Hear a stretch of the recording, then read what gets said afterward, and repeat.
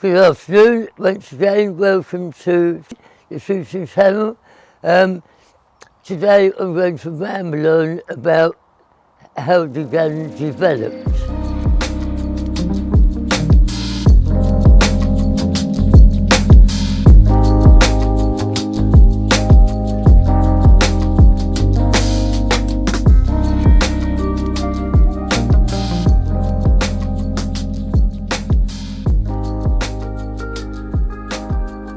Several people have asked me different questions about Flintlock, percussion, pinfire and so on. So what we're going to do, we'll do a couple of, or maybe 3 programs on the development of the gun. So it all started many years ago with muzzle loaders. And muzzle loaders were very basic. And then, so what used to happen, you used to have, load it up, put powder in the pan, and then light the powder, and the gun used to go off. And then somebody came up with a brilliant idea of a trigger. And this gun has the first trigger that was ever invented. So again, a muzzle loader, stoked up with black powder, put some black powder in the pan there, but then what they did, instead of putting the burning taper in by hand, somebody invented a trigger.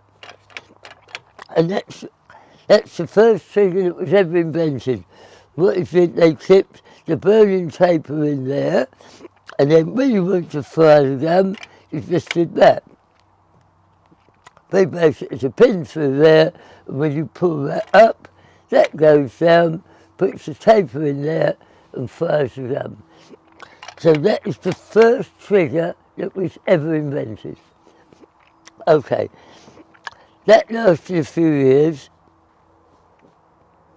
and then they tried to find a different way of igniting the powder. And what they did then, they came up with a flintlock. So I thought I'd show you a big one so you can see what it's like. This is what they call a rampart gun, and they used to put them on the ramparts of a castle so that when they were being attacked they could shoot it down at people like that. And that is a flintlock. And basically what happens is you put that back, if you can put that, like that.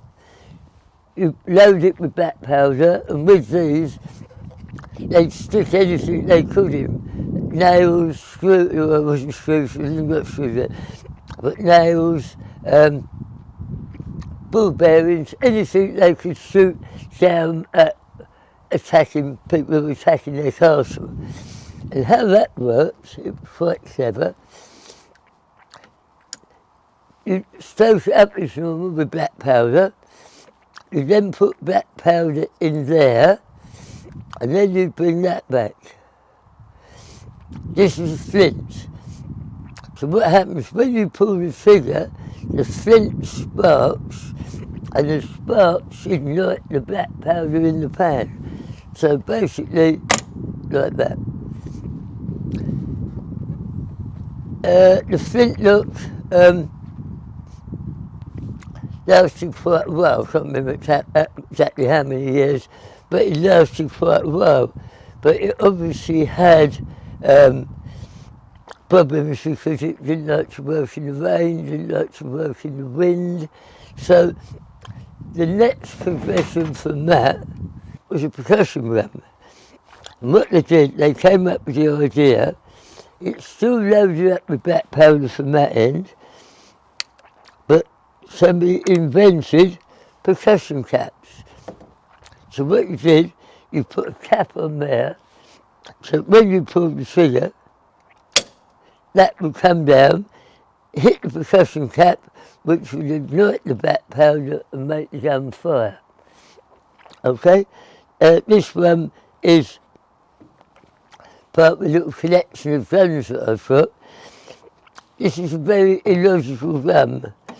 And this gun and the other two there have got safety on them. Now, to have a safety on a percussion gun is fairly illogical. But that gun would not fire unless you had that pressed in. And that was the safety catch. And there are varying different ones. So that's a different style of safety. And again, you can't fire those unless you've got hold of that. And there's another similar style of safety for a muzzle loader. I've kept those as part of my little collection, but because they were quite rare, because there's no logic in having them. Now that again lasted a few years until somebody came up with the idea of, hang a minute, why don't we put black powder in a case? So then they came up with the idea of a breech loader. What it did, it opened like that. So you had your black powder in a case, a paper case. You had the percussion cap that you had on the muzzle loader in the end of the case. So you put cartridge in there, close it up, fired it and it fired. The first ones of those were pin fires, which lasted 5 or 10 years, not very long, and then they went to these. So in the next programme, I'll do my best to go through from pin fire to the present day. Again, thanks for watching, like and subscribe. If you've got any queries, I'm still a bit old-fashioned. Any questions, pick the phone up and speak to me. Don't send me emails, I don't do emails. I like to talk to people and talk through what they want to know. So until next week, we'll see you again. Don't forget, like and subscribe.